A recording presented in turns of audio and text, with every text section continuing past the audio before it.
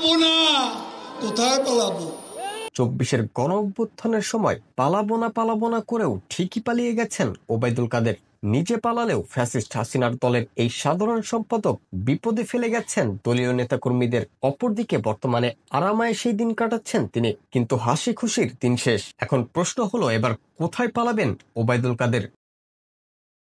জুলাই গণ-অভ্যুত্থানে ক্ষমতাচ্যুত শেখ হাসিনা সহ 12 জনের বিরুদ্ধে রেড নোটিশ জারির জন্য আন্তর্জাতিক পুলিশ সংস্থা ইন্টারপোলের কাছে আবেদন করা হয়েছে। সেই তালিকায় আছেন আওয়ামী লীগের সাধারণ সম্পাদক এবং সাবেক সড়ক পরিবহন ও সেতুমন্ত্রী ওবায়দুল কাদেরও।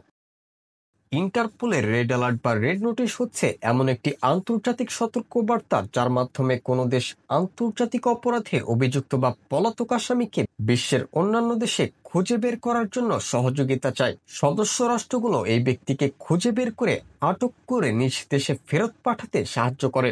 বিদেশে পলাতক শেখ হাসিনা সহ 12 জনের বিরুদ্ধে রেড নোটিশ জারি করতে ইন্টারপোলের কাছে পৃথক 3টি ধাপে আবেদন করেছে বাংলাদেশ পুলিশের ন্যাশনাল সেন্ট্রাল ব্যুরো।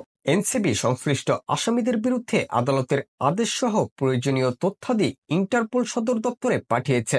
ইন্টারপোলের সদর দপ্তর সেটি যাচাই করে দেখে আবেদনটি বৈধ হলে রেড অ্যালার্ট জারি করবে, যা তাদের 195টি সদস্য রাষ্ট্রের নোটিশে পাঠানো হবে।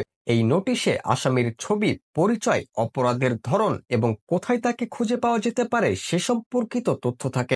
সূত্র বলছে, ওবায়দুল কাদের কলকাতার আভিজাত এলাকা রাজারহাট নিউ টাউনের একটি ফ্ল্যাটে সস্ত্রীক অবস্থান করছেন।